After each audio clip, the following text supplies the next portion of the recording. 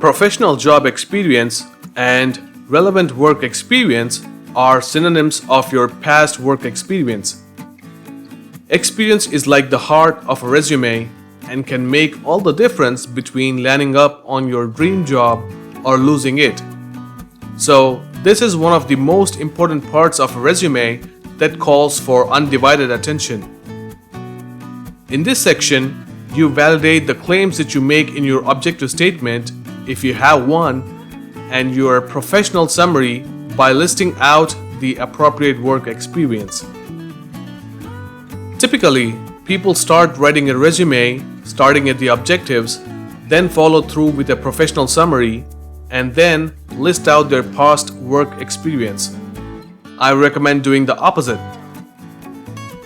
Start writing the past work experience first, then your professional summary, and then the objective statement. This is because listing out your roles and responsibilities along with the tasks performed gives you a very clear picture of your achievements, and you can then use that knowledge to easily frame the other sections by making a summary out of it.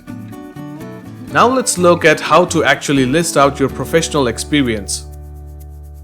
You can start listing out your experience after starting the section with titles such as experience, work experience, professional experience, or professional background.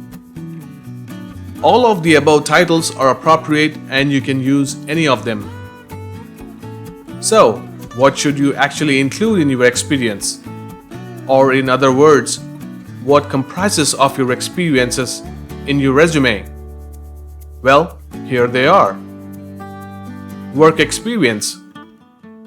That includes the name of the company, geographic location of the company, your job title, dates of employment, responsibilities and duties allotted to you. Now that we know what to write about, another important factor here that can heavily influence an employer to read through your experience is to provide these details in an expected format so that it is easy to scan and understand the information. Let us see what this standard format is to list an experience. List the name of the company you worked for, followed by the job title that you held at the company on the next line. Both of this info should appear in the left-hand side as shown here. On the right-hand side, list out the geographic location of the company, followed by the dates of employment on the next line as shown here. Make sure that the name of the company and the geographic location of the company are on the same line as shown here. Also ensure that the job title and the dates of employment appear on the same line as shown here. It is very important to list out these specific details in the manner described, as it is a standard format and employers expect the information to be present at the right places. If you happen to jumble up the information, then that can cause confusion and may require employers to manually scan the resume, costing them a lot of time in the process. This can have a negative effect on your chances of being selected, so make sure you don't let that happen by following the standard format as shown. Here are some key things that must be noted. When you mention the geographic location of the company, you need to mention where you actually worked rather than indicating where the main branch or the headquarters of the parent company is located. To understand this scenario, let's consider an example. Let us assume that you are a resident of Rochester, New York.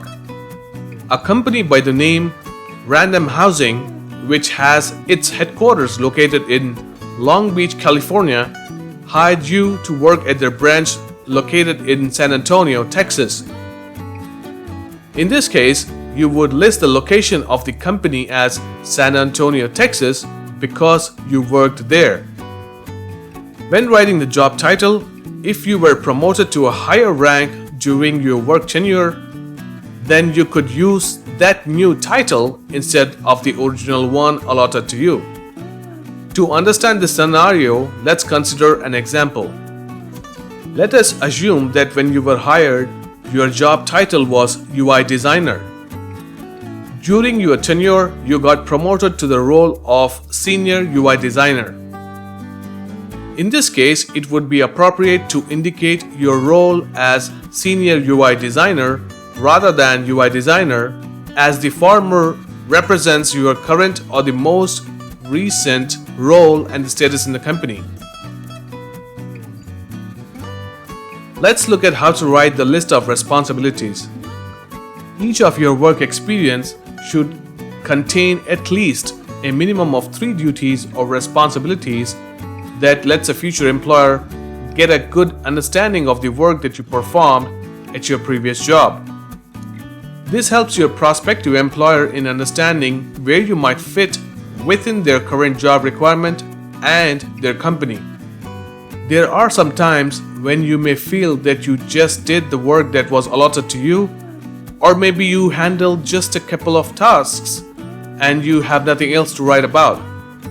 But chances are high that you may have contributed more in some way or the other, but unable to realize it. If this is the case, then you may take the help of your peers or colleagues at work so that you can get some help in assessing your job role and then indicate the appropriate ones in your resume. Adding achievement is a great way to enhance the appeal of your resume, especially if you can include some numbers.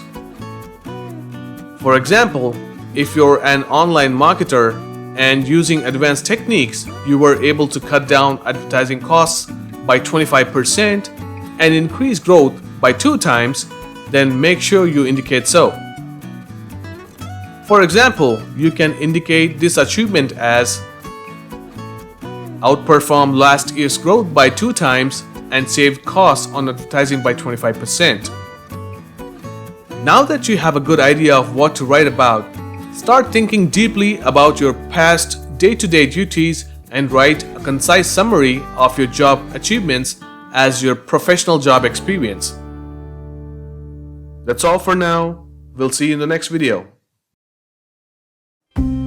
If this video was helpful, please show your support by leaving a like, comment, and share the video on social media. Subscribe to the channel and tap the bell icon to receive all future updates. Thanks for watching.